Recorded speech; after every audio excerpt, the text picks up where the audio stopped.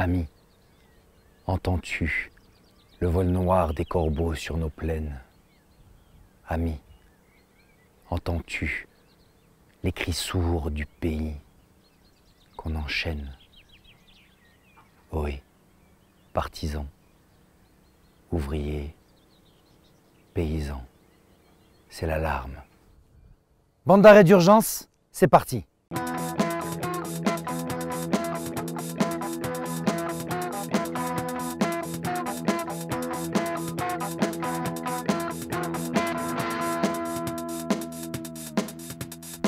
Bonjour, bonjour. Bonjour à tous. Aujourd'hui, samedi 26 mai 2018, coquelicots et fleurs des champs abreuvent nos regards. C'est le temps des cerises et c'est le bordel en France. Les saintes glaces ne sont pas si loin. Le soleil pointe sur nos coteaux. Une marée humaine inonde le pays et les ricains débarquent à la SS avec un président qui a soutenu Trump. Le monde est fou et il se nourrit de notre folie. Bande d'arrêt d'urgence utilise la sienne, parce qu'il faut bien dire ce qui est, on est un peu désagité du bocal, pour vous informer sur l'actu de la 45, mais aussi des autres luttes. À propos d'A45, que les choses soient claires, Bande d'arrêt d'urgence est né l'automne dernier parce qu'il y avait urgence. Mais comme vous le savez, tout est question de temps et le gouvernement le prend puisque la loi d'orientation sur la mobilité qui est censée régler la question de l'A45 définitivement, ne sera écrite que d'ici juin, mais atterrira dans les mains des parlementaires que d'ici septembre. D'ici là, mieux vaut être vigilant. C'est pourquoi nous, on est toujours là, mais qu'une fois tous les 2 mois. Et puis, vu l'usage que notre président fait de la démocratie, je serais bien de doigt d'être méfiant. Vois-tu pas qu'il change d'avis d'ici la rentrée et qu'il la fasse passer par ordonnance, la 45? C'est que les vendanges, elle risquerait d'être plus rouge que d'habitude. Enfin, je dis ça. Je dis rien.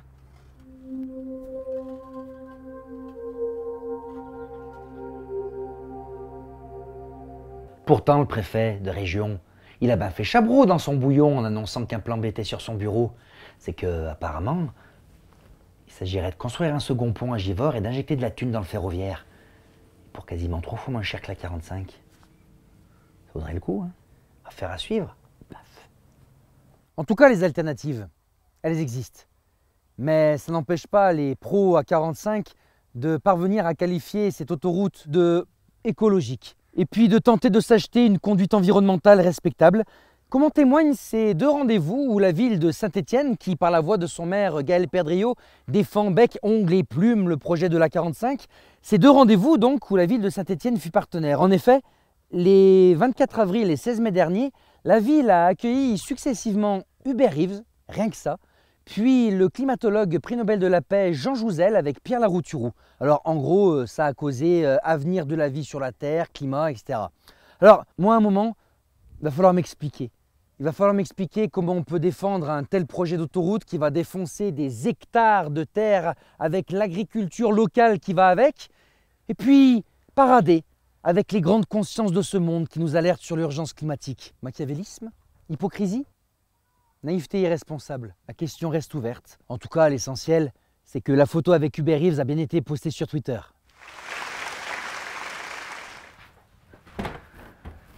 C'est que le Gaël Perdriau, il n'en est pas son premier coup d'essai en termes de com écologiste. En décembre 2016, il nous avait déjà fait le coup en invitant Jean-Louis Etienne. Alors cette fois-ci, c'était Saint-Étienne Métropole qui payait les petits fours. Alors certes, on avait affaire à un grand explorateur qui veut bosser avec Vinci et Veolia pour mesurer les conséquences du changement climatique. Là là. Alors le mec, il dit qu'il faut sauver la planète à côté de chez soi, mais l'autre il se barre dans le pôle sud, tout en étant pour l'autoroute de Toulouse. Bah mon vieux, je crois bien qu'il n'y a pas que les pôles qui s'inversent. C'est que la morale, elle est aussi cynique, je pense bien. Du coup, à Bande d'arrêt d'urgence, on a écouté Jean-Louis Etienne et on défend la planète à côté de chez nous, sur les coteaux du Jarret et du Lyonnais.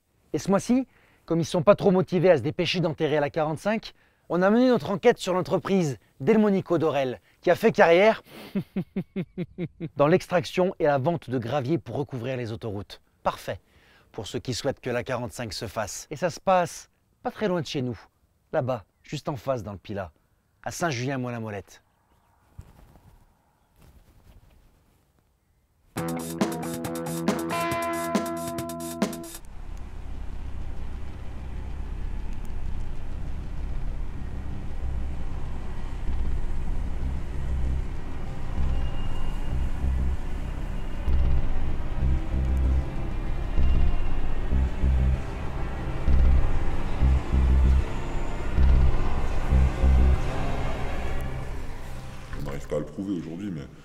intimement persuadé que la demande d'extension de la carrière est connectée avec le projet d'A45. L'autoroute A45, c'est évident, en fait.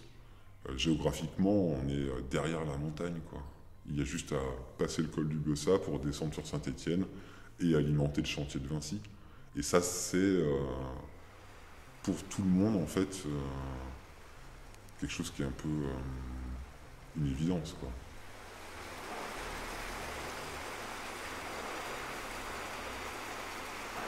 Au départ, on nous présente l'entreprise de Delmonico Dorel comme une entreprise familiale qui est là pour répondre aux besoins locaux des chantiers. Hein. Maintenant, si on regarde et si on va fouiner un tout petit peu sur Internet, en 2 clics, on peut se rendre compte que cette entreprise n'est pas du tout une entreprise familiale, mais nous, on l'appelle plutôt entreprise transsectorielle, quoi. C'est pas encore la multinationale, mais c'est quand même quelque chose qui est très nébuleux, avec beaucoup de secteurs d'activités différents qui se complémentent. On lutte contre l'extension d'une carrière qui est en place depuis maintenant, je pense, plus d'une trentaine d'années sur le village.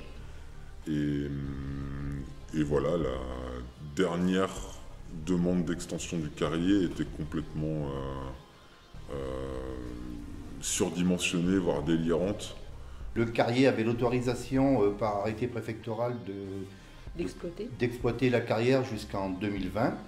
Donc il y a maintenant 3 ans, nous avons appris qu'il avait demandé une extension pour continuer après 2020. Le préfet, quand il a eu la demande de Delmonico Dorel, il a dit « Ah oui, c'est vrai, la carrière de Saint-Julien-Molin-Molette, c'est de l'intérêt général.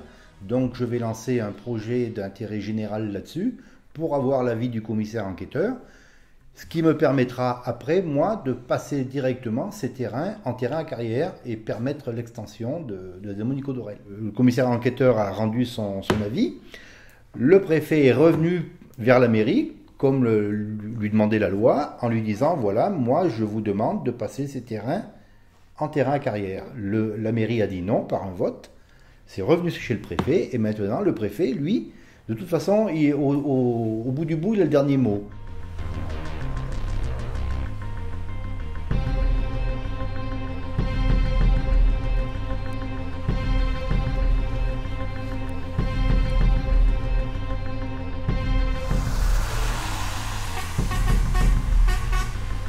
L'enquête publique, elle porte là-dessus. Est-ce que c'est un projet d'intérêt général? Et en l'occurrence, le commissaire enquêteur qui est nommé, qui est comment on dit, qui est indépendant entre guillemets, mais qui est nommé par le tribunal administratif. Qui est nommé par le tribunal administratif, lui, il met un avis défavorable à cette enquête publique qui dit. Donc voilà. Donc on a un avis défavorable, on a une mairie et une collectivité en tout cas qui n'est pas d'accord, et malgré tout, on va avoir un préfet qui va passer en force.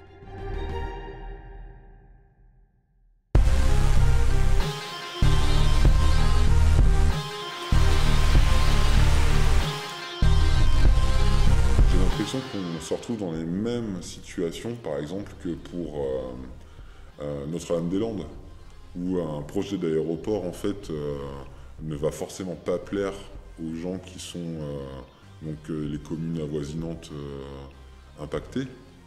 Eux, ils vont dire forcément non. On ne veut pas d'un aéroport sur notre commune, surtout un 2e aéroport. Et quand même, l'État va forcer en fait les choses pour que ça puisse se faire. Le préfet n'est jamais venu à Saint-Julien et est capable de signer le papier qui va faire que ce projet va se faire. On peut comprendre que sur des grands projets, effectivement, il y a le côté projet d'intérêt général. Après, nous, ça se discute vraiment sur celui-là de projet, parce qu'en l'occurrence, c'est surtout l'intérêt de Delmonico Dorel, quoi. Enfin, nous, on voit pas trop. Et d'ailleurs, le commissaire enquêteur, c'est ce qu'il reflète dans son analyse et dans le compte-rendu qu'il a fait, où effectivement... projet d'intérêt général, il n'y en a pas.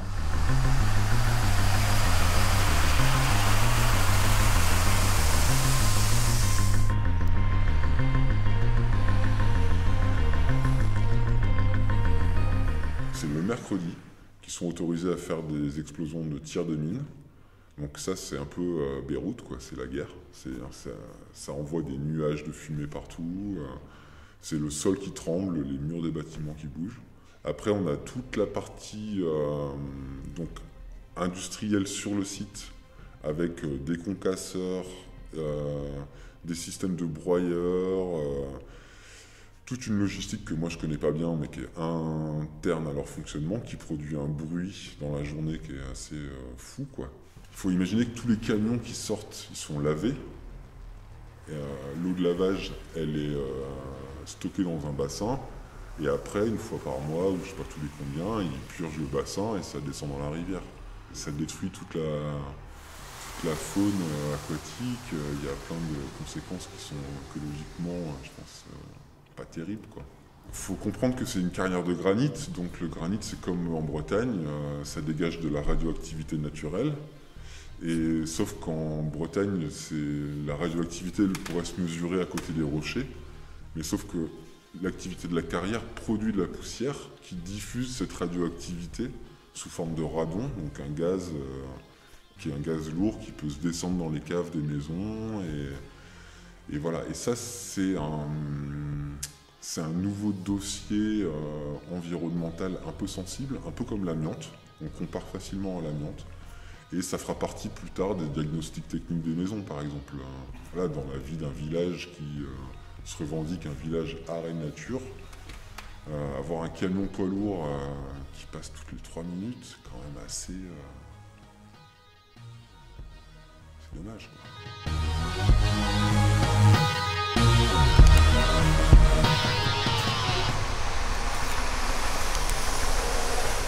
Au projet de la 45, je pense que monsieur le préfet avait bien envie de faire, c'est mon avis personnel, mais avait bien envie de faire une proposition que la carrière d'Elmonico aurait pu être très présente sur la fourniture en granulé, en gravat, et que en granulat, pardon, et qu'elle aurait eu une place maîtresse en fait dans ce projet. Si on arrêtait justement de vouloir construire des routes pour aller toujours plus vite, pour mettre plus de camions, pour mettre plus de tout ça, ben forcément après il faut plus de granulats, donc il faut plus de carrières, donc etc. On peut voir le problème différemment, d'essayer de développer de la consommation locale, d'arrêter de construire des routes. La 45, effectivement, on n'est vraiment pas... Enfin moi personnellement, je suis pas du tout convaincue de son utilité. Enfin même, je suis même convaincue qu'elle est inutile, quoi. Ce mois-ci, un invité un peu particulier pour l'interview plateau, puisqu'il s'agit de la nature, les terres qui nous entourent. Et comme elle parle un langage étrange et subtil, on a demandé à Bison Buté de traduire pour nous.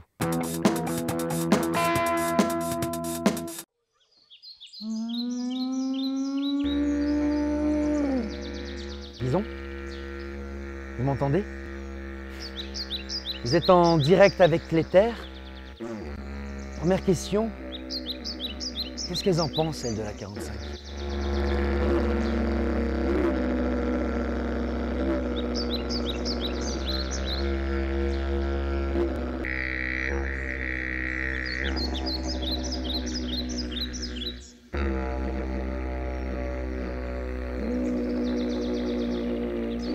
Pourquoi ?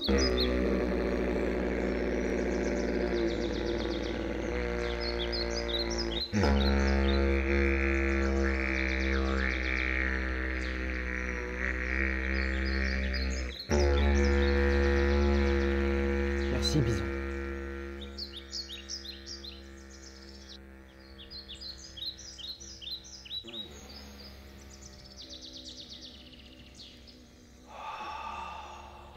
Putain, ça marche. Sopra la panca, la cabra canta, sotto la panca, la cabra creba. Ce mois-ci, une équipe de bande d'arrêt d'urgence est allée jusqu'en Italie pour vous proposer de plonger dans les méandres du dossier Lyon-Turin. Un reportage qui peut donner la nausée. Âme sensible, s'abstenir.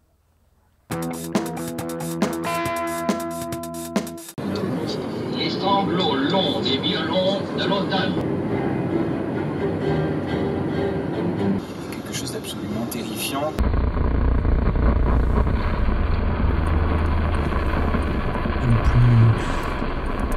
I diritti umani magari è anche difficile pensarli in... Quelle adriatiche in particolare, dove le perlustrazioni per la ricerca di idrocarburi potrebbero presto riprendere, visto di cui Regione Abruzzo e altri enti locali per fermare la compagnia britannica Spectrum Gea che appunto vuole andare avanti con le prospezioni. Sono Mario Fontana, abito a Susa, sono un notav da sempre, dal 96, quindi sono 21 anni che sono notav, che mi occupo di questa cosa. Faccio parte del comitato Susa Monpantero e sono uno dei tanti attivisti che in questa valle ogni giorno per giorno cerca di contrastare l'opera con la coerenza, la caparbietà, la volontà. Sono sicuro che ci riusciremo. Mi chiamo Marco Ponti, sono stato professore di economia dei trasporti per moltissimi anni al Politecnico e ho fatto anche moltissimi altri mestieri, sia nel campo dell'economia sia nel campo dell'ingegneria, con la Banca Mondiale, con l'OECD, con la Commissione Europea, e sono stato consulente di 4 ministri dei trasporti italiani che mi hanno tutti licenziato. Sono stato consulente delle Ferrovie Italiane che mi ha licenziato, sono stato direttore di un'azienda di trasporti di Venezia che mi ha licenziato, sono stato giornalista del Sole 24 Ore che mi ha licenziato, sono stato consulente del Ministero del Tesoro che mi ha licenziato e adesso mi hanno consigliato di andare a Lourdes. Nel caso della TAV è successo che questo progetto è stato spinto molto anche dal governo italiano presso la Commissione Europea, che per ragioni non chiare ha deciso di fare i corridoi europei, si chiamano TEN-T, Trans-European Network Transport, e quindi questi corridoi, uno di questi corridoi era il corridoio 5 che andava da Parigi-Lione, da Lisbona in realtà fino a Lione, fino poi a Torino e fino addirittura in Unione Sovietica, nell'ex Unione Sovietica, in Russia. Un corridoio lunghissimo, infatti, che ha pochissimo senso tecnico, ma è molto politicamente gradito. Per fortuna non ci crede più nessuno, cioè è apparso così ridicolo questo asse che viene usato solo proprio per giustificare dei pezzetti, perché il senso complessivo, cosa si esporta a Kiev era la destinazione, Lisbona a Kiev, ma cosa viaggia da Lisbona a Kiev? I mandarini di Lisbona? Non lo so, cioè non ha senso tecnico un asse così lungo, perché i passeggeri vanno in aeroplano ovviamente e per le merci bisogna vedere cosa serve. Di nuovo, sono ragionamenti banali, bisogna vedere quel che serve, cioè se c'è abbastanza traffico oppure no, e non basta, anche rispetto ai costi, perché se una roba in pianura, parliamone, ma se devo scavare un tunnel nella montagna costa un'infinità di soldi, quindi devo guardare con più cura se ci passa dentro della roba oppure no.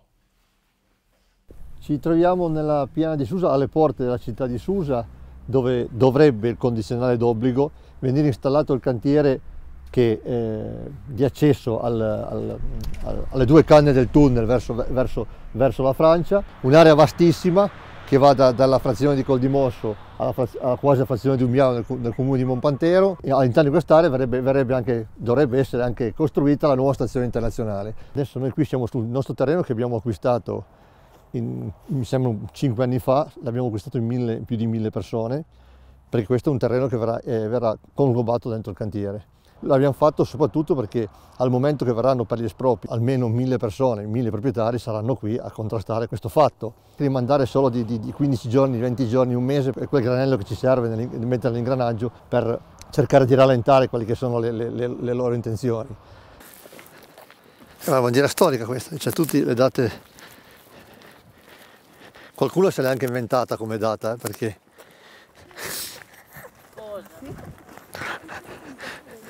in punta alla valle c'è la Francia, al fondo della Valcarena è stato il cantiere. In un posto, come vedrete, è difficilissimo per noi accedere. Adesso andiamo a vedere. Quella parete a gradoni è tutto il materiale che hanno tolto da dentro il tunnel geognostico. Vedete, polizia, carabinieri, guardia di finanza, vedete? La Digos è già pronta là, le macchine sono della Digos.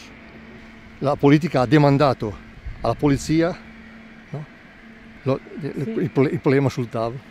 E chiaramente loro l'hanno gestito come sa gestire la polizia, come secondo loro deve essere gestito. Sono allarmate da buone intenzioni di solito gli oppositori locali, ma non si accorgono che vengono usati da quelli che vogliono costruire l'opera, perché dicono, essendo locali, loro non vogliono un'opera utile per il paese per difendere i loro orticelli. Mi spiego, cioè una cosa egoistica, vengono rappresentati come degli egoisti che fanno una lotta retrograda per difendere delle cose minime loro, danneggiando tutto il paese. La nostra contrarietà è motivata da ragioni tecniche, da ragioni sociali, da ragioni di comunità, e nessuno queste ce le smonterà mai, queste sono la realtà. E se sai puoi contrastare, se non sai puoi solo andare a dormire, quello è il discorso. Quindi il NIMBY non esiste. Non conoscevo neanche questa parola, NIMBY, l'effetto NIMBY. NIMBY è... Not in my backyard. Che vuol dire non nel mio cortile. Quando ci sono delle proteste su un'infrastruttura che deve essere fatta in un determinato luogo, ma da parte della gente che ci vive. Non lo vogliono perché è chiaro che un'infrastruttura porta sempre dei problemi con sé. E ci hanno sempre accusato di sindrome NIMBY. In realtà, come ti dicevo prima, il problema è molto più grande, non è territoriale, è nazionale. La scena più bella si chiama Banana. Build absolutely nothing, absolutely nowhere, anytime. NIMBY però spiega bene l'uso politico dell'opposizione locale, perché dicono, vedete, loro sono NIMBY, cioè non lo vogliono perché è in casa loro, e con questo danneggiano tutto il paese. Sono stupidi egoisti, perché poi li coprono d'oro, Se questi fanno appena un cenno che sono disposti a accettare cose in cambio, siccome sono 3 euro la compensazione rispetto al costo dell'opera, cioè su 8 miliardi possono essere 80 milioni, ma neanche 80 milioni, sono 4 milioni le compensazioni, è uno scherzetto a coprirli d'oro. E quindi, e gli fa gioco, funziona purtroppo questo giochetto, di dipingerli come egoisti. Quindi io dico sempre, perché partecipo a loro riunioni, eccetera, dico sempre, andateci molto piano, è meglio un atteggiamento scientifico che dimostri che non è vero che l'opera è utile per il paese.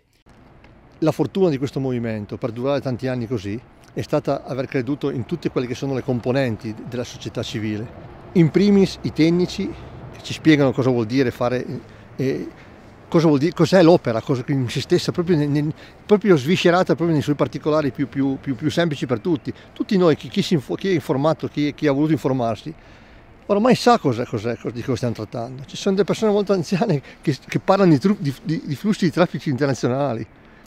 L'informazione è stata capillare, è stata veramente importante. Io non ringrazierò mai abbastanza i tecnici per questa cosa. Questi assi sono fatti col pennarello per far contenti tutti gli stati attraversati, per cui ne faccio uno così e faccio contenti quelli lì, poi ne faccio uno così e faccio contento quelli là. È un'operazione tutta politica di, come dire, far vedere come l'Europa è una caratteristica non positiva dell'Europa, come l'Europa si preoccupa di connettere tutti i paesi europei con le infrastrutture. Però non si può farlo in questo modo, è giusto farlo, ma non tirando delle linee sulla carta geografica col pennarello. I ministri che impegnano i soldi pubblici non saranno lì quando tutti vedranno che non c'è traffico.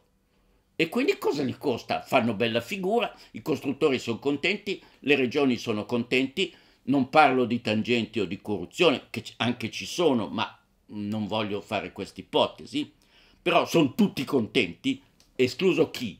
Chi non sarà contento? Quelli che pagano le tasse tra 10 anni, ma non lo sapranno mai. Non sapranno mai le loro tasse che sono andate a finire in un'opera inutile, perché saranno tutte mescolate nel bilancio complessivo dello Stato.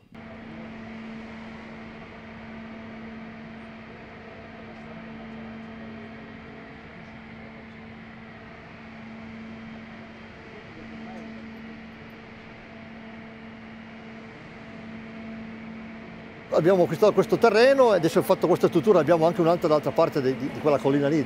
E veniamo qua e controlliamo i lavori, vediamo cosa fanno, diamo un senso di presenza, quindi una presenza importante e questo secondo loro motiva la presenza delle forze dell'ordine come presidio del cantiere. Vedete che movimenti che abbiamo, Avete visto muovere qualcuno fino adesso? C'è un cantiere come questo, col prezzo che ha, col costo che ha allora, dove ci sono decine di persone che corrono avanti e indietro, e invece non c'è assolutamente nessuno. Questo è il tunnel geognostico, la galleria geognostica che dovrebbe servire per capire com'è le condizioni del terreno. E poi sarà poi usata nel futuro del progetto come galleria di ventilazione rispetto alle due canne della nuova linea ferroviaria. In sintesi, il tunnel non è assolutamente iniziato come tutti dicono, non sono neanche iniziati i lavori. È andato avanti lo stesso, hanno incominciato a scavare si chiamano tunnel esplorativi, cioè per vedere un po' cosa c'è sotto, ma hanno speso ancora abbastanza poco, è andato avanti, ma i promotori, su pressione del governo Macron, hanno dovuto ammettere, i promotori, la società che presiede alla costruzione dell'opera, che le loro previsioni di traffico erano del tutto insensate, non stavano né in cielo né in terra, ma la cosa più incredibile è che hanno detto, ma nonostante questo, cioè anche se l'opera è inutile, dicendola brutalmente perché non c'è abbastanza traffico, la faremo lo stesso perché un giorno o l'altro può servire. Ma questo è tutto coi soldi dello Stato, cioè questo si chiama buttare dalla finestra i soldi dei cittadini.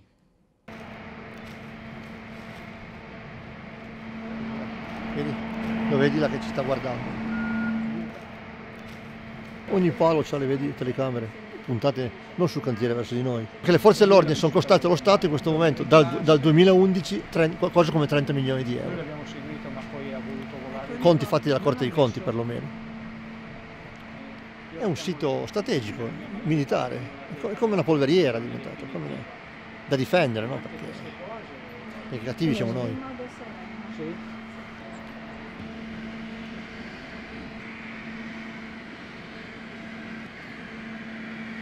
Maria, dai pal! Non dare il biscotto al nemico! Prima avvelenano! Non li volevano. No, non lo prendono mica.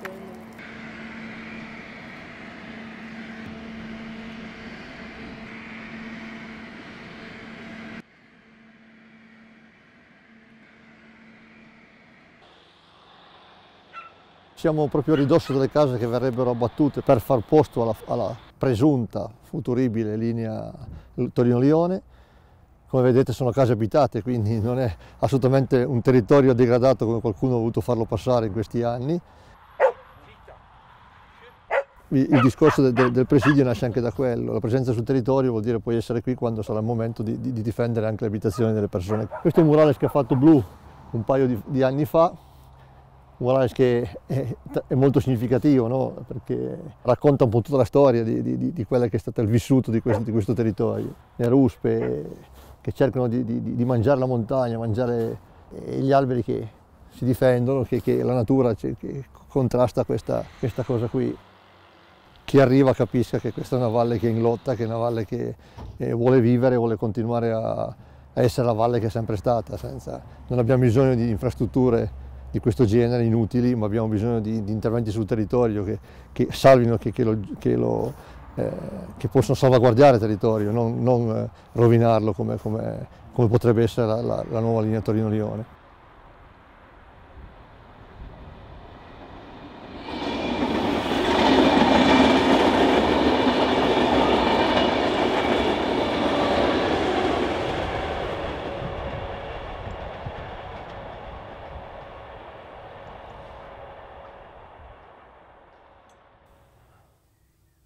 Saisissant. Bien voilà, j'ai fini. Bande d'arrêt d'urgence, c'est terminé.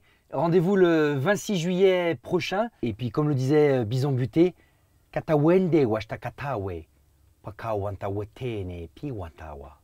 Et on vous a laissé quelques dates. Ça commence dès ce soir avec l'inauguration d'une ferme, mais pas n'importe laquelle.